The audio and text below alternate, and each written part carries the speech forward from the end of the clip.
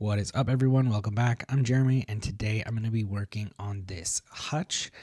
It has some really cool dovetail construction. It does have a lot of scratches, some stuff stuck on there, but overall, really great quality. It's by Willet, and it is completely solid cherry construction. My goal for this piece is to just clean it up, refresh the surface, and give it a little bit of a more modern tone to it. I do want to keep it wood and showcase all this beautiful wood grain. These solid brass handles are really nice as well, and they come with this little back plate. So I'll just go ahead and remove all of the hardware and save it for reuse. And to make sure I get a really nice refinish, I'm gonna go ahead and take off the door as well and fight with these flathead screws that always come with these vintage pieces.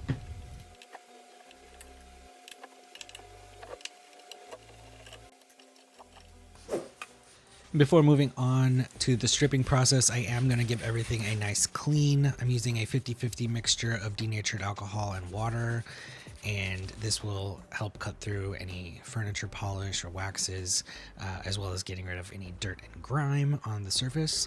And you can see the haziness starting to form there from the alcohol reacting with the finish.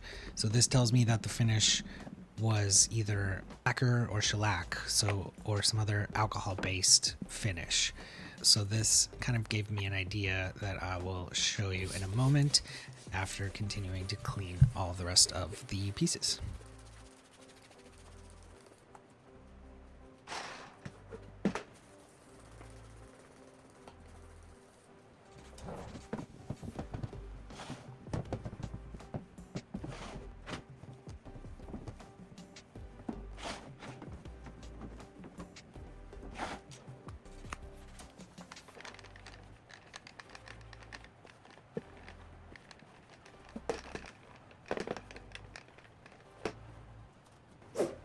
Because the alcohol was reacting with the surface, I decided to test the straight alcohol as a stripper.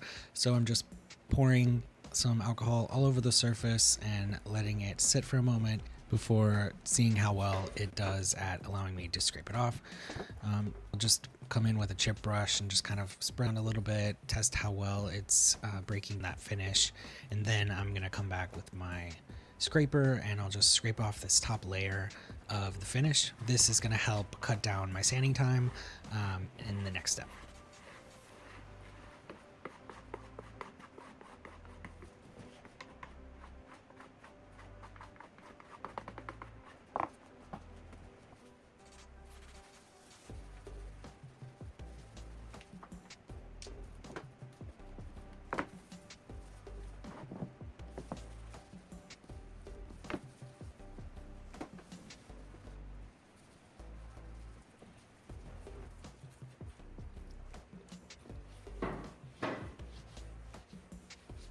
For the sides, I decided just to use a rag and the alcohol to just kind of try and wipe off this top layer of the finish instead of trying to scrape it off. So next, I am going to start the sanding process with an 80 grit sandpaper disc, and then I'll move up through the grits of 120 and 180. Here you can really see those dovetails and how the top is attached. It's one of my favorite parts of this piece. But yeah, so enjoy the sanding.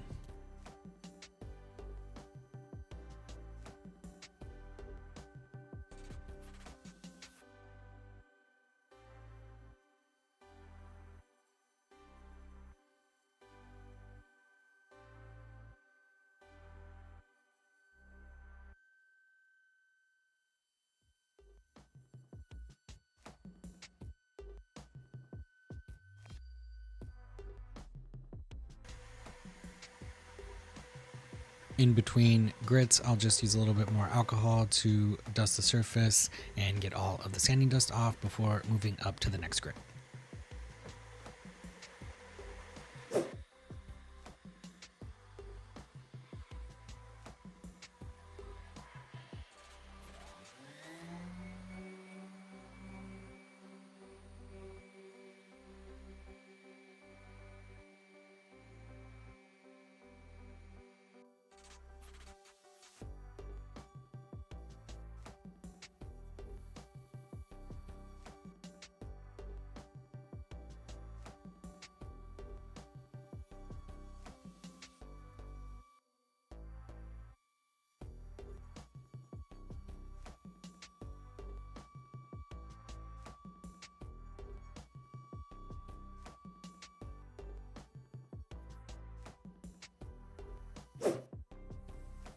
And finally, I will finish up the top with 180.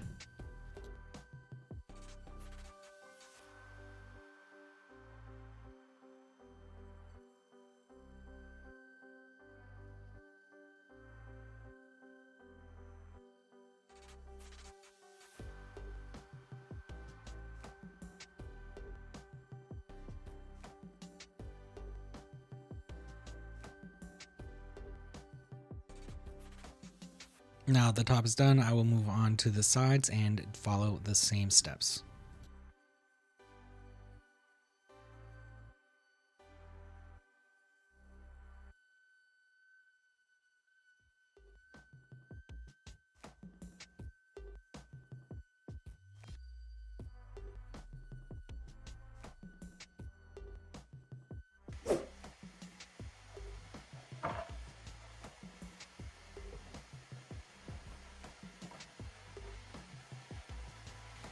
To make sanding the front trim areas easier, I'm just flipping this over on its back, and when I did that I noticed some spider webs under here, so I'm just gonna clean this up before moving on.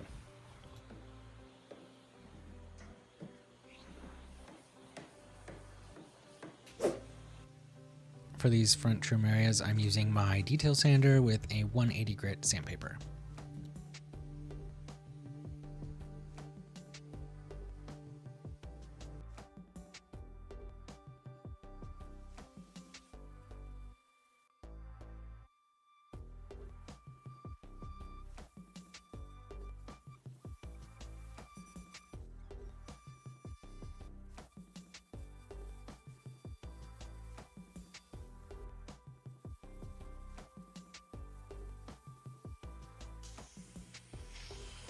To get these round legs, I'm going to use my interface pad for my sander that has a soft surface, so this allows it to conform to the curves of the legs and not change the profile at all.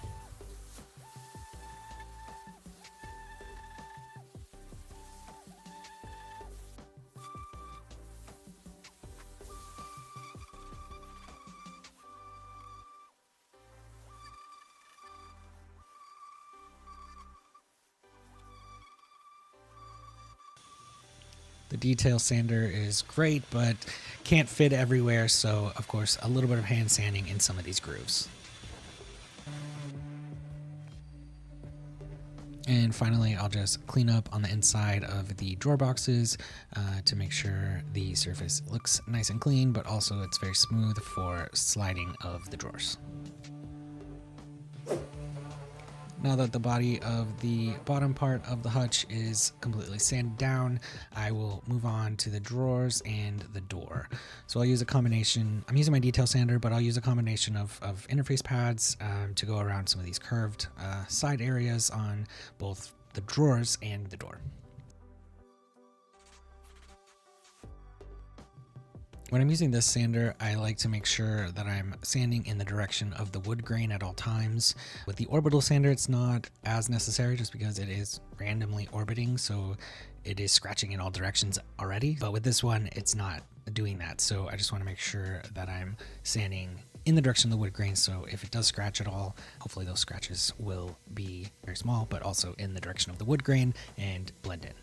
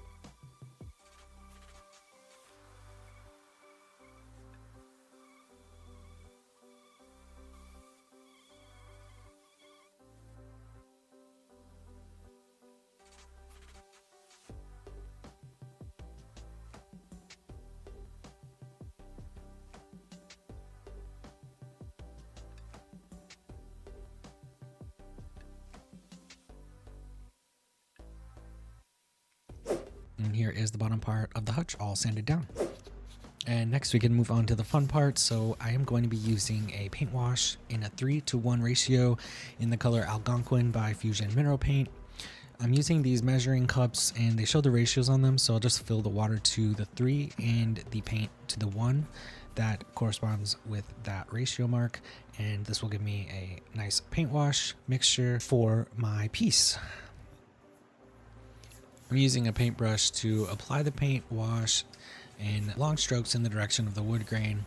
So I'll just basically paint it on, keeping a wet edge across the entire surface, and then immediately wipe it back with a lint-free cloth. Also in the direction of the wood grain, and it's a good idea to make sure that your cloth has a nice flat surface. If there's any sort of wrinkles in it where you're wiping, that could possibly show up in your end result. And then I'm going around the sides to just make sure I didn't have any drips on them, and then I'll do the same process on the rest of the piece. Because the paint wash is so thin, it can get kind of messy doing the sides because it will drip and run everywhere. So I like to sort of start in the middle and then brush upwards and then bring it back down, and this kind of helps it to just stay in place. Fronts have not been paint washed yet, and then comparing that to the top that has been paint washed and dried. So it just has a nice muted color to it, which is going to be a good base for my next step, which is going to be applying a stain over the paint wash. And I chose to do a paint wash first because with this wood, which is solid cherry, it will inevitably pull a reddish tone once I apply the stain. So this paint wash stops that from happening and allows me to change the color of the wood while still allowing the wood grain to show through.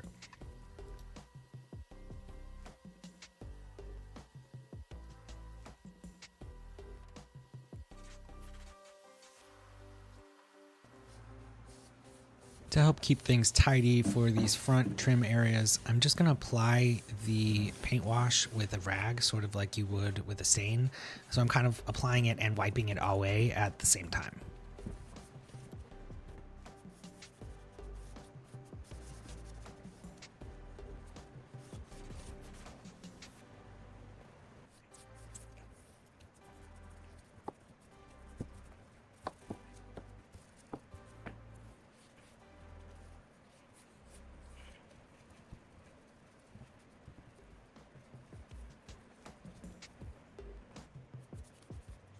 So you can kind of see here that it seems like the paint wash is thicker now, and that's because it's been, I don't know, maybe an hour of doing the paint washing, and the water starts to evaporate out of your paint wash and it gets a little thicker. If it gets too thick, you can just add a little bit more water to your paint wash and that will thin it out again.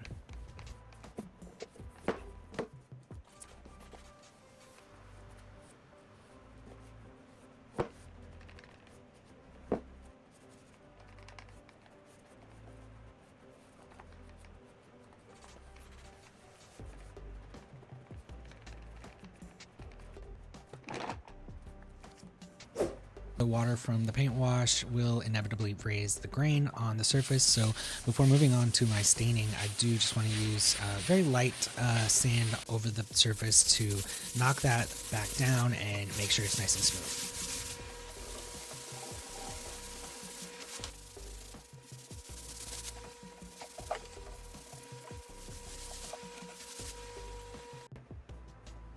To give some richness to the wood, I am applying a stain in the color Roanoke by Varathane.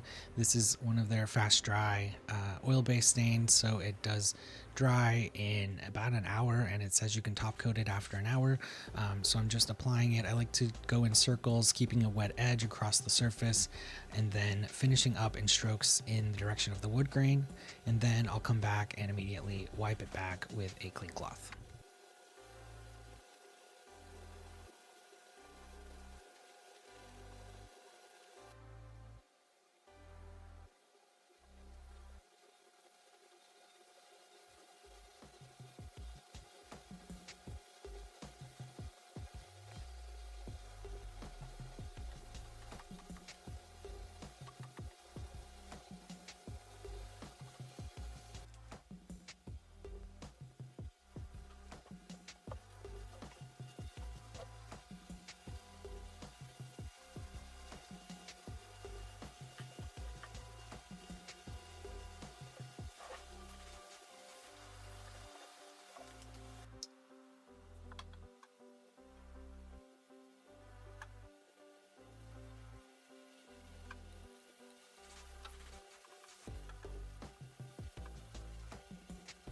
I really like this stain color. It's a cool toned brown.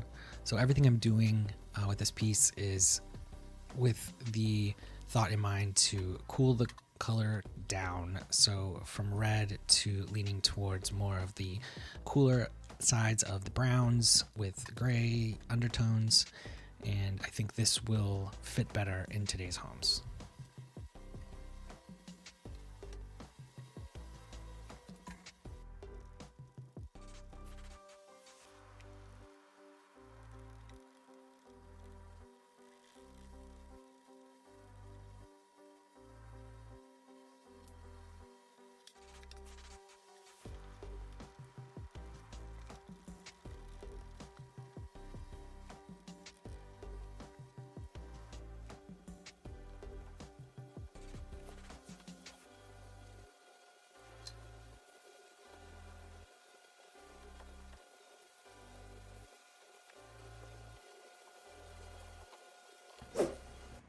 Now it's time to tackle the top part of the hutch. So I'm going to remove the glass out of the piece, which is very simple to do with this piece. And then I'm going to remove the back. This will give me good access to the shelves. And I also have a plan to do something with the back as well.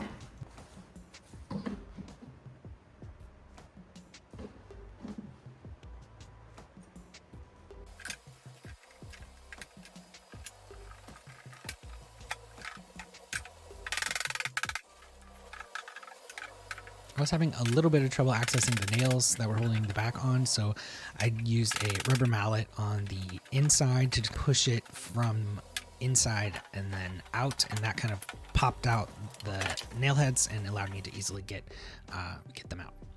So I'm gonna run through this shelf process pretty quickly here. So obviously I need to sand it down. So I will follow the same grits that I did with the body before moving on to paint wash and staining.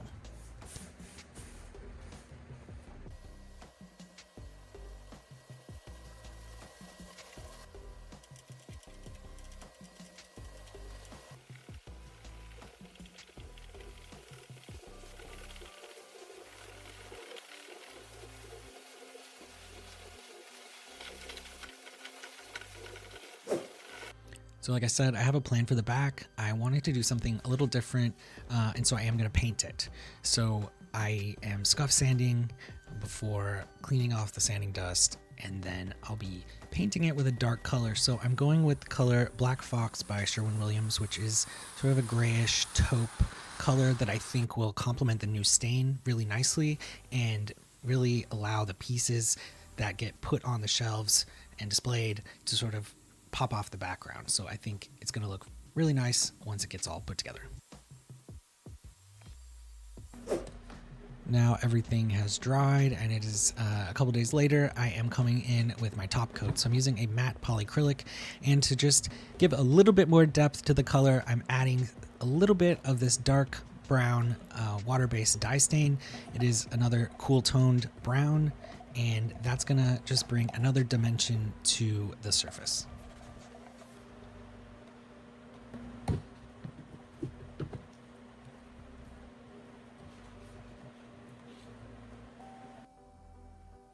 And your eyes are not deceiving you. I did decide to switch sprayers at the last minute. So I am using my Tillswall Shark 800 sprayer for this top coat, and I'm spraying in long even paths, overlapping by 50%. And you can see in this angle, the additional dye is very subtle, but I think it just brings a little bit more dynamic sort of colors and tones to the piece. So I'll apply 3 coats of this across all of parts of the hutch.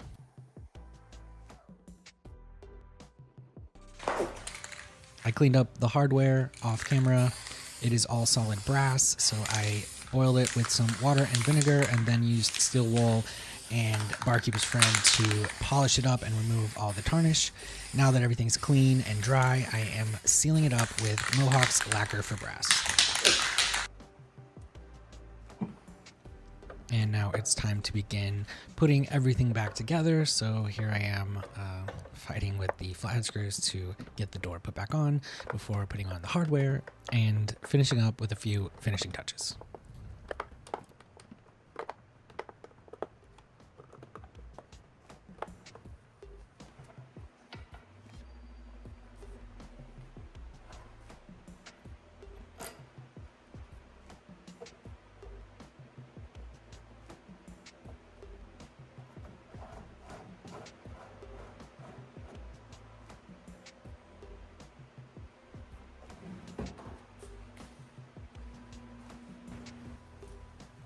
To try and stop the Hutch top from scratching up the surface again, I am adding just some little rubber feet here that will elevate it ever so slightly off the surface and stop the scratching. All right, let's take a look back at where we started. So we've got this piece. It had some scratches, sort of an outdated red cherry tone to it, and I wanted to just refresh it and give it a modern look, and here's where we ended up. I am really happy with how this piece turned out. I love the new color of the stain, and it has sort of a Pottery Barn-esque Restoration Hardware style look to it, which I think looks really nice. I love how the dark interior back really allows the decorative items to shine, and the wood grain of the cherry is still shining through in all its glory.